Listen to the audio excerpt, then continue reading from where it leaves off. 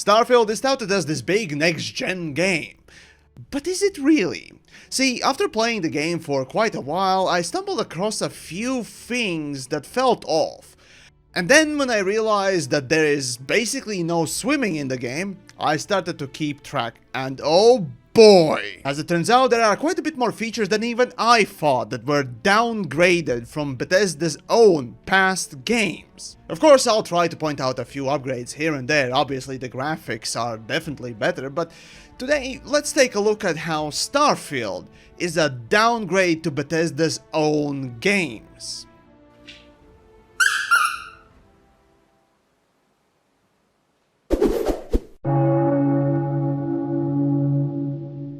The thing that set me off on this journey was swimming, or rather the fact that there basically is no swimming in Starfield. Now, of course, if this to you counts as swimming, welcome to video games. This is your first video game, and congratulations, wonderful hobby. Come join us, enjoy the game. As for the rest of us, this might as well be a flat plane where basically as long as you're touching it, you can't use the weapon, and that's it. For Elder Scrolls and Fallout games, diving was part of the gameplay, and in fact, more often than not, underneath the surface of lakes and rivers, you would find some sort of interesting, cool loot. However, why does Starfield not have this feature? Well, I can only hazard a guess that basically the ocean biome in the planets with a lot of water would be kinda too hard to do. And that kind of became a trend with this list. It is a next-gen PC game. In fact, just like swimming is downgraded, looting is too. Unlike previous Fallout and Elder Scrolls games, you can't fully loot enemies, like taking their spacesuit, helmet, and underwear. 0 out of 10!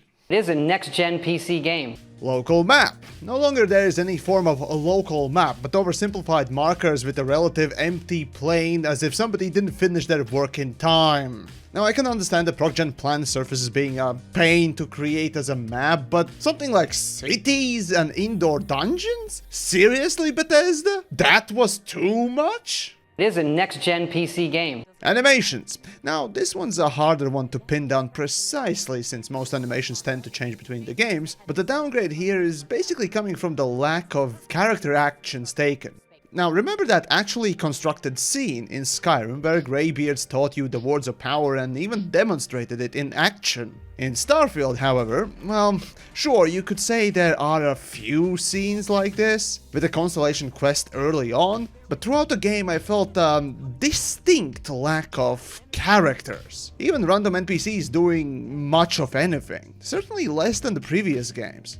Gun modding. Now, this one probably was the most fun and interesting thing in the entire Fallout 4, and also kinda the worst, but regardless. Today we simply point out that modding guns, for example changing mods themselves, will destroy the modification that you're changing from, while say in Fallout 4 you would save that modification in your inventory, and you could equip it to some other gun. However, with Starfield, even the no mod option requires material cost, and that's just a shame.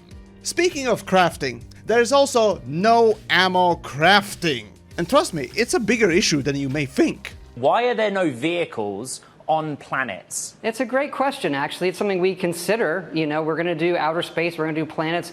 Once you do vehicles, it does change the gameplay. So by focusing, once you land in your ship, that you're on foot, it lets us really, for the players, make it an experience where we know how fast they're seeing things.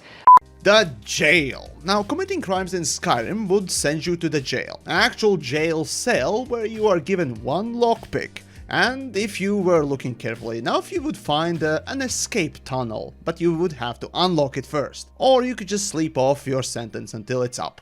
In Starfield, however, you're teleported straight to the jail, stripped of any illegal gear, and sentence is immediately served. You're not even put in a jail cell, just outside of it. Immersion! Do you remember those shrines with words of power from Skyrim? Each shrine, with a few exceptions, had something different about them. In, for example, one of them you could find an aftermath of a battle where soldiers and a dragon fought, and we know clearly who won. Another one would be in some sort of a hideaway dungeon. Each would have something different and some kind of environmental storytelling behind them. It was just so cool. I loved it. In Starfield, literally every single temple is basically the same. Absolutely no environmental storytelling, just minor differences in visuals here and there. It is a next-gen PC game. Encumbrance. In Skyrim and Fallout, once you carry too much stuff, your character only can move with the slowest walking pace. In Starfield, despite the fact that you have walking speed coded, fuck that! Sprint, run, jump, jetpack and fly your ship with thousands of mass. No problem. Gore. Sadly, there's absolutely no gibbing, goring or anything like that in Starfield. Such a letdown. It is a next-gen PC game. And speaking of shops, stealing from them. Now, shop owners no longer will check what you're doing in their back rooms. Unlike, say, Skyrim. Oh wait, no, hold on. They actually do?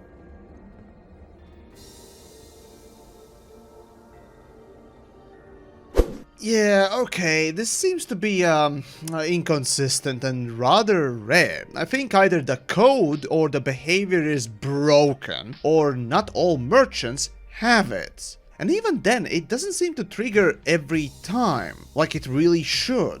And that's my list of things I found. Now, of course, granted, before we go on bashing Starfield a little bit more, there are clear things that they did upgrade. For example, graphics are, well, for the most part, better. Character faces, for the most part, are better. Base building system, at least mechanically speaking, is better. Gunplay absolutely is vastly improved. And of course, pickpocketing, now you can do even when you're standing in front of the guy. Of course, you're being detected and you have a decreased chance, but you can still do it, and that's pretty cool. So, I could go on and on about these things, of course. However, then it got worse. See, I stumbled across this interesting list on Reddit about all the features that were present in the past games and were not included for Starfield.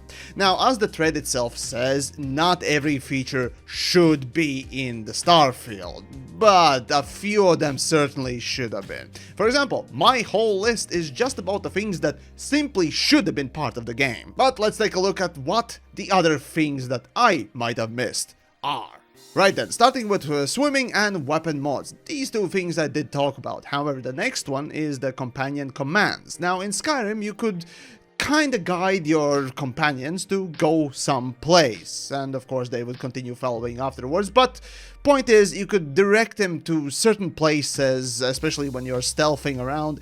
That kinda come in handy. However, in Starfield, you can't do it.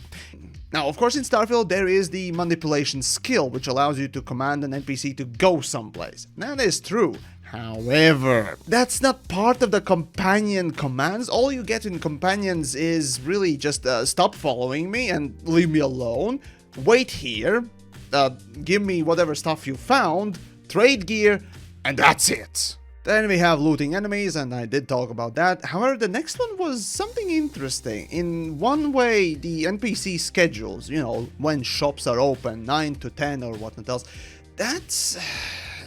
it gives a little bit of character and sort of life to the world when NPCs do have their schedules. And that's...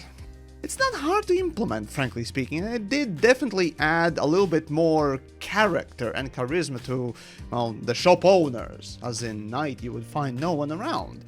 And of course, in the morning, when the time hits, the character slowly comes and takes their place in the shop, and that's just wonderful.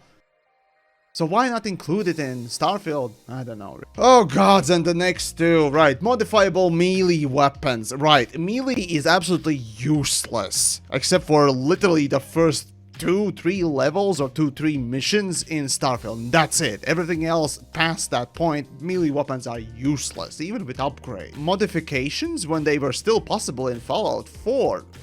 Why? There's not to mention even Skyrim and its predominant focus on them. And then, of course, we have the two-handed weapons as well, which is just a weird thing, because, again, Starfield not having them and then Fallout 4 having them, it's just bizarre. Why not? There's also later down the line in the list somewhere the dual wielding. Dual wielding of a, you know, one-handed weapon. Why is that also not in? You literally have that done in your past games, so... Why? Now next one, craftable weapons and armor. It's good to have, but not necessary. Depends on how the loot system is made, and we'll talk about that with dismantling weapons and armor. Oh god, right. So Fallout 4 had really horrible game loop system. Essentially, you would collect everything. You would scrounge up and loot literally everything and bring it back to the base because, hey, even junk can be used in crafting, and oh, I hated that. This is the reason why I absolutely stopped playing Fallout 4, never really finishing it, because the whole loot system to upgrade the weapon. But hey, I want to upgrade a weapon, right? So to upgrade the weapon, I need, oh god, screws and other crap that probably I'm gonna find in some dungeon, so might as well pick up everything, because you never know what they have in them properly. And sorting through all of them one by one, no thanks, just grab everything and bring back. It's a lot easier and simpler on your brains. But regardless, dismantling junk, for example, is also not part of the game. And getting adhesive, you can't craft adhesive, and adhesive is very needed for weapon crafting. So, it's bizarre choices. Next, then we have all companions having relationship dialogues regardless of romanceability. Right. The thing is, all I can really say here is that it was nice to have, and in fact, a lot of people really enjoy the whole romance thing genuinely. And in fact, there are a couple of other things in this list that pertain to the whole romance nonsense. And though I personally might have not enjoyed or cared for it much, I recognize that it's part of RPG, you know, role-playing. Let's see, there was the whole marrying, you know, getting spouses, weddings even, being part of something like Skyrim, and adoption as well, being part of just, yeah, there we go, we got adoption. It's really nice to have, and though maybe you and me might not really like it or care for it, it does add, not even just the roleplay aspect, but also a functional aspect of the game, and it's just nice to have. The next one is kind of more important. The unlimited storage is nowhere to be seen in the fucking game for Starfield, and that kind of creates, well, my example of gameplay. I'll have it on the screen. Essentially, at the end of it, I just decided to drop all the resources on the floor, since they don't disappear, hopefully. I just drop them on the floor and just use that as the storage bin, rather than, you know, individually putting them in by small amounts into boxes, especially when you have just thousands upon thousands, if not millions of them. No separation of food and aid. Yes, I agree, it's extremely disappointing. I mean, it's a bigger problem with the general UI. It's a UI problem, absolutely, but the fact that you already had that in Fallout, come on. Next up we have investing in shops, a wonderful feature, especially considering that in every single Bethesda game, shop owners have way too few caps, money, basically. And investing in them allows the extra sort of buffer be there. Sure, mods fix everything and so on and so forth, but you shouldn't rely on mods! You know, game design exists. How hard is it to just put an extra zero at the end of the goddamn shop owner's cash flow? Horses, mounts, and ground vehicles of any kind. Oh my god, I almost forgot about horses. Here's a clip of literal vehicle within Skyrim you had before, Todd. And then Todd comes out and tells us this lie. It's a great question, actually. It's something we consider. You know, we're going to do outer space, we're going to do planets. Once you do vehicles, it does change the gameplay. So by focusing, once you land in your ship, that you're on foot, it lets us really, for the players, make it an experience where we know how fast they're seeing things. Yep, that is, frankly speaking, just a weaselly way of saying, oh well, if we involved vehicles in our games, or rather driving on those empty planets, players would really quickly realize how empty they are, and also how limited, or rather quickly bounce off that invisible wall of the map itself. Oopsies. Tagging specific resources, it's another weird UI choice. Again, there is also another UI choice here somewhere. Changeable HUD colors, not really, but, well, regardless, quest markers as well is a problem. Essentially, you can select either one quest marker or all of them. You can't select, well, just a couple of them that you want to complete. Why? Books longer than 2 pages.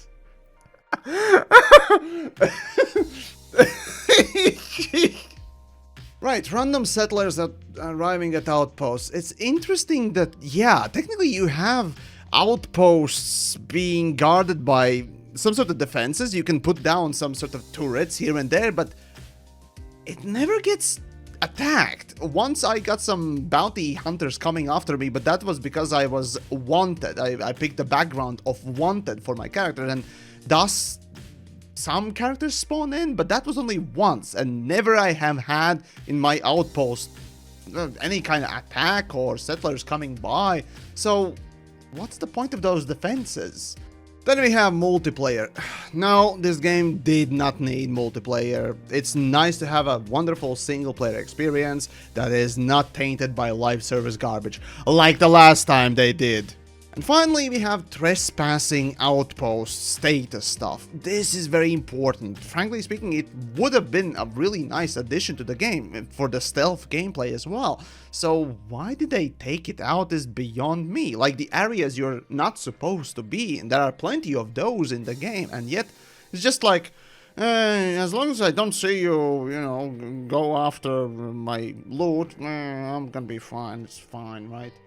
So there you go. Hopefully you enjoyed a little bit of sort of examining as to what they did with Starfield. And though there are upgrades, honestly speaking, just like I said previously in my quote-unquote review for Starfield itself, because of the obvious downgrades in so many areas, in fact, that you might not even immediately think of, the game just simply feels shallower and smaller than their previous work. I will still say that Skyrim has really bad writing, or rather boring writing as well, but still the gameplay is just so much more fun. The open world is so much more fun. The characters are more fun to fuck around and fuck with, if you will. But in Starfield, well, if you will. Anyways, hopefully you enjoyed a little bit of insight into this nonsense, and if you did, well, check out the Patreon and, well, let me know. Well, in fact, let me know in the comments down below, did I miss any of the features, or what are the features that you were missing from the past games that they already had implemented and have code for that they didn't implement in Starfield? Well, until then, of course, join the Discords, why not, and I'll see you then next time. It is a next-gen PC game.